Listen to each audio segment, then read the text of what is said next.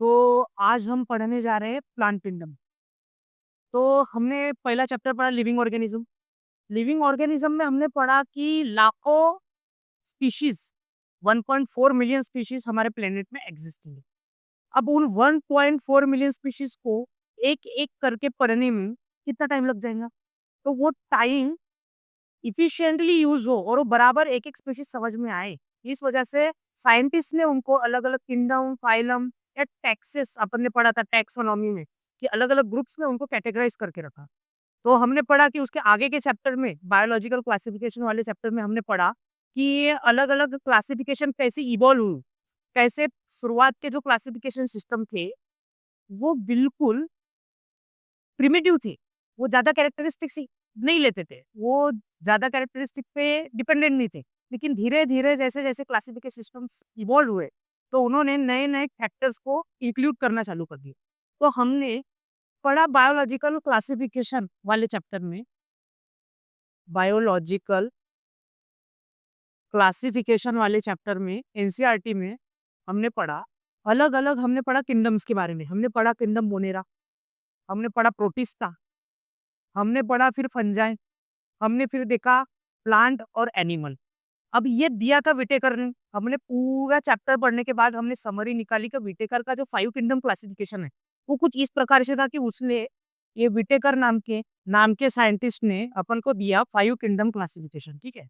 अब उन्होंने उस 5 किंगडम क्लासिफिकेशन में रखा मोलेरा। मोरेरा मतलब कौन थे? प्रोकैरियोट्स थे। अब आपको मन में संशय संशय आएगा कि प्रोकैरियोट्स क्या है। प्रो मतलब पुराना, कैरियो मतलब न्यूक्लियस, मतलब जिसके पास सबसे पुरातन न्यूक्लियस है। ऐसे जीवाश्मों को मोनेरा में डाला जिनको हम प्रोकैरियोट्स कहते हैं। मतलब जिनके पास सेल वॉल है, वो भी किसकी बनी है? पेप्टिडोग्लाइकन की बनी है। उनके पास सेल मेम्ब्रेन है लेकिन कोई ऑर्गेनेल ही नहीं है। उनका जो जेनेटिक मटेरियल है वो एक प्रिमिटिव न्यूक्लियस से अपन डिनोट करते हैं और उसके पास में एक उसका छोटा भाई प्लास्मिड पड़ा रहता है ना। इसमें बैक्टीरिया आते हैं, साइनोबैक्टीरिया आते हैं, ठीक है। अलग अलग प्रकार के इसमें प्रोकैरियोट्स आते हैं। फिर अभी कुछ यूकैरियोट्स ऐसे मिले कि जिनको उन्होंने प्रोटिस्टा में डाला, प्रोटिस्टा में, ठीक है। अब ये प्रोटिस्टा में जो डाले वो थे प्रिमिटिव एनिमल्स और प्रिमिटिव प्लांट्स। अभी मतलब ये लोग जो थे ना, ये मतलब बहुत प्रिमिटिव थे, सिंगल सेलुलर एनिमल जैसी चीजें दिखा रहे, कभी कभार ये प्लांट जैसी खूबियां दिखा रहे, तो इनको उन्होंने डाला प्रोकैरियोट्स में, मतलब प्रोकैरियोट्स में, सॉरी, प्रोटिस्टा में डाला, ठीक है। फिर उन्होंने बनाया किंगडम फंजाई जिसमें उन्होंने काइटिन की, जिनकी सेल वॉल है, जिनकी काइटिन की सेल वॉल है, जिनकी बॉडी हिप्पी से डिनोट होती है, मतलब फिलामेंटस है। जो लोग मतलब नहीं क्या, मतलब वो अपना जो फूड है वो ग्लाइकोजन के फॉर्म में स्टोर करते हैं, लेकिन एक जगह पे है, उनकी काइटिन की सेल वॉल है, उनको फंजा में डाल दिया। अब फंजा की अपन ने क्लासिफिकेशन पढ़ी थी सेकंड चैप्टर में, एस्केडियोमाइसिट्स, है ना, बेसिडियोमाइसिट्स, ड्यूटेरोमाइसिट्स, है ना, अपन ने पढ़ा, म्यूकर के बारे में पढ़ा, एस्पेरिगिलस के बारे में पढ़ा, उसके अंदर बहुत सारे फंजाई पढ़े। फिर उन्होंने डाला, उन्होंने बनाया कि कुछ कुछ तो साला मतलब जिनकी मतलब क्लोरोफिल कंटेनिंग है, ऑटोट्रॉपिक है, जिनके पास स्टार्च की स्टोरेज फॉर्म है, जिनकी जो सेल वॉल है वो सेल वॉल है, उनके पास प्रोटोप्लास्ट है, उसमें प्लास्टिड है, उन सबको बनाया उन्होंने किंगडम प्लांटी में डाल दिया।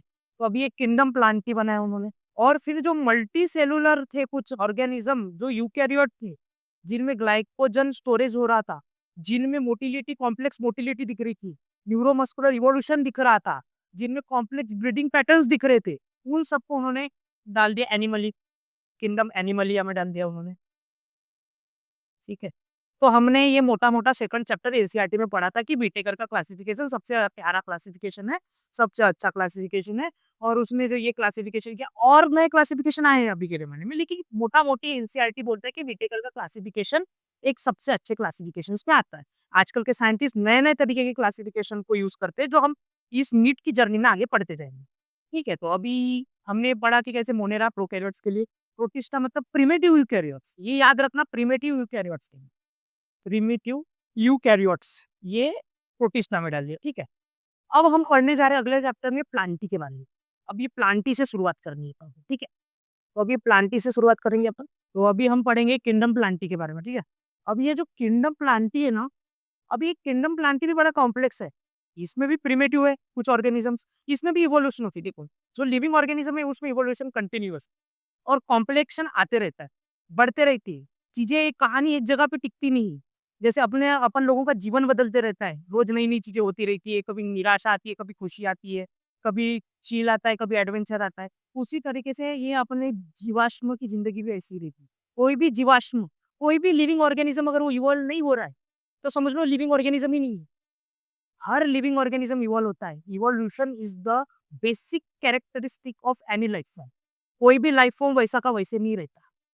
लोग बोलते हैं कि भाई ये क्रोकोडाइल तो भाई अभी जुरासिक पार्क से ऐसा ही दिख रहा हमको, वो वैसा नहीं दिख रहा, उसमें भी इवोल्यूशन हो रहे हैं, लेकिन अपन को दिखता नहीं, वैसे इनमें भी हो रहे। तो इनके जो शुरुआत की क्लासिफिकेशन आए प्लांट को, अलग अलग प्लांट है भाई, इतने सारे पेड़ पौधे तुम देखते हो, सुबह जॉगिंग के लिए जाते हो गार्डन में।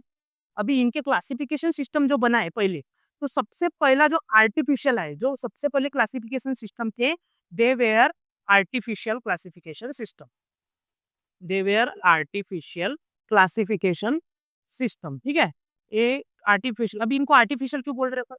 क्यों उनको आर्टिफिशियल क्लासिफिकेशन सिस्टम बोल रहे हैं? क्यों बोल रहे हैं? कोई तो कारण होगा ना कि अपन आर्टिफिशियल बोल रहे हैं। क्योंकि अब ये एक साइंटिस्ट का नाम हमेशा याद रखना कि ये शुरुआत में इनकी एनसीईआरटी में भी देखे रखा है, लिनायस नाम के एक साइंटिस्ट ने ये दिए थे, ठीक है। अब ये आर्टिफिशियल क्यों है?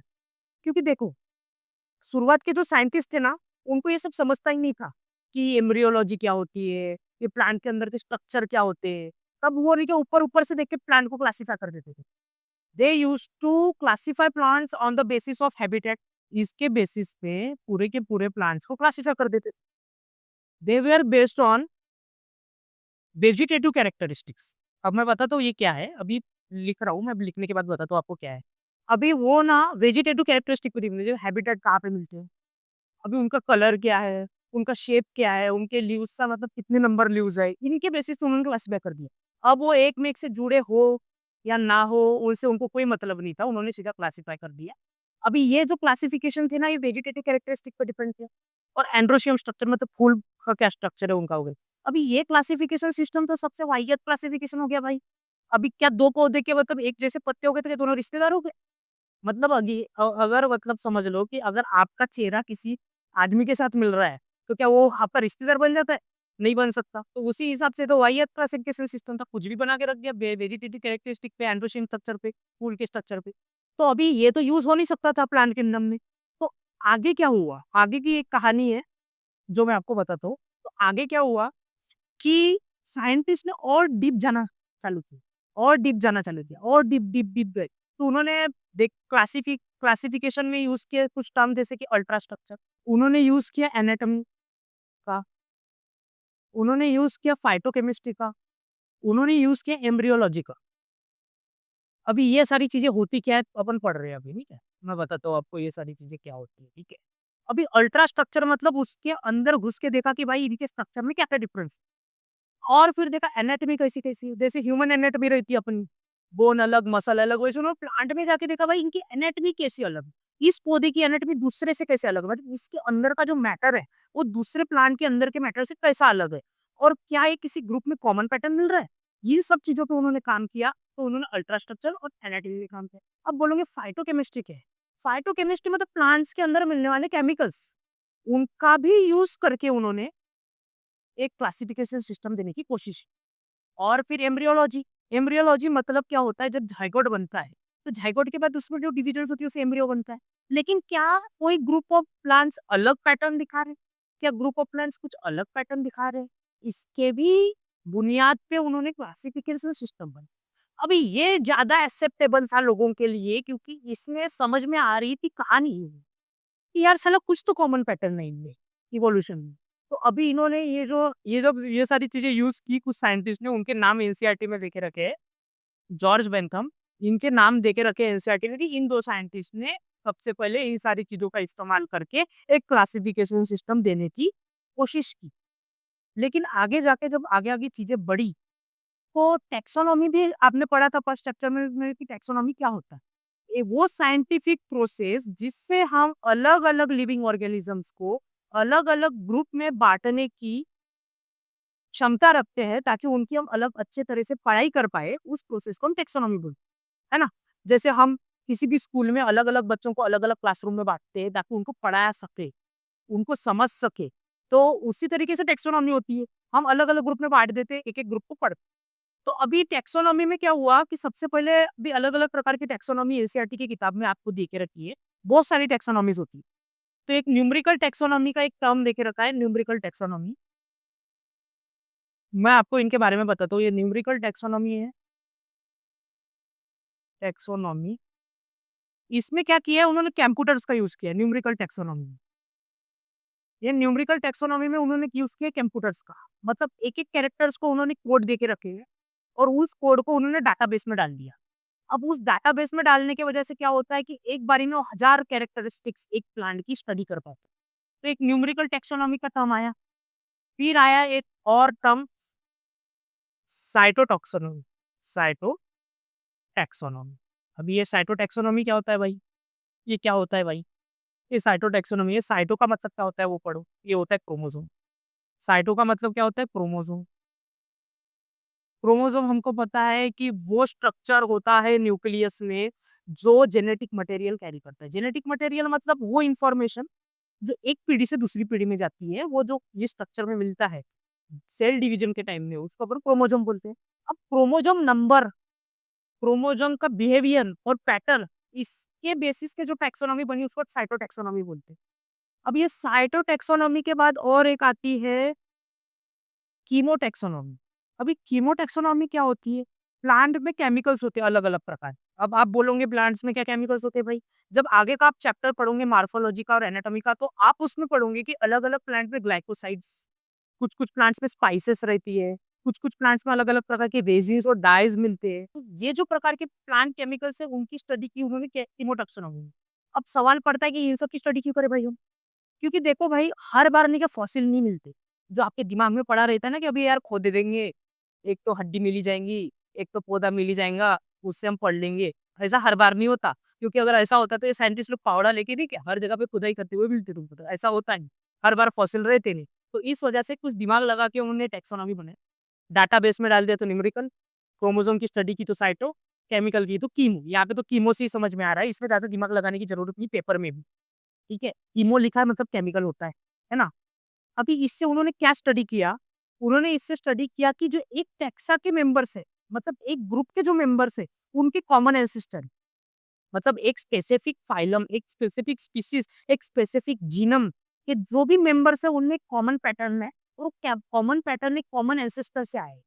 जैसे कि आपके चेहरे आपके फैमिली में मिलते हैं, वो कॉमन पैटर्न पीढ़ियों से चलते आ रहा है और उस कॉमन पैटर्न का नतीजा किसी बाप-दादा, कॉमन परदादा से हो रहा है। तो उसी तरीके से लिविंग ऑर्गेनिजम्स का भी है।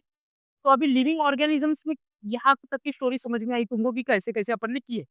अभी अपन समझेंगे कि इसका क्लासिफिकेशन कैसे होता है इस पूरे किंगडम का। मतलब अभी क्या मॉडर्न टेक्निक यूज़ हम कर रहे हैं कि अपन इसको क्लासिफाई करें इस प्लांट किंगडम क्योंकि बड़ा ही कॉम्प्लेक्स किंगडम है। एनिमल किंगडम से भी बड़ा कॉम्प्लेक्स है। आगे जाके तुम पढ़ोगे एनिमल किंगडम तो इसमें उससे भी कॉम्प्लेक्स ही मिलेगा। तुम ही सोचो ना यार, तुम जाते हो गार्डन में तुमको घास भी मिलता है, वो भी पौधा है। तुम पाइप से अपना गार्डन धोते हो, पोर्च धोते हो, उसमें से निकलता है अलगी, वो भी पौधा है। बड़े-बड़े तुम आम खाते हो, बड़े-बड़े पौधे लगते हैं ऊँचे-ऊँचे जिसमें पत्तियाँ और शाखें हैं, वो भी पौधे हैं। अभी इतनी डाइवर्सिटी किसी किंगडम में है, तो उसे तो प्रॉपर्ली क्लासिफाई करना ही पड़ेगा।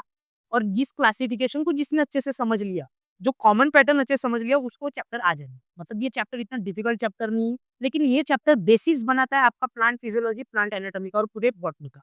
इस चैप्टर को बिल्कुल आप खोइए मत, इसकी सारे कॉन्सेप्ट्स को समझने की कोशिश कीजिए। बहुत बेसिक से लेके जा रहा हूँ, एनसीईआरटी लाइनों से लेके जा रहा हूँ। ऐसा नहीं कि अपन डीप में नहीं जाएँगे, डीप में भी सीखेंगे, लेकिन थोड़ा पहले समझिए कि बेसिक्स क्या होती है, ठीक है?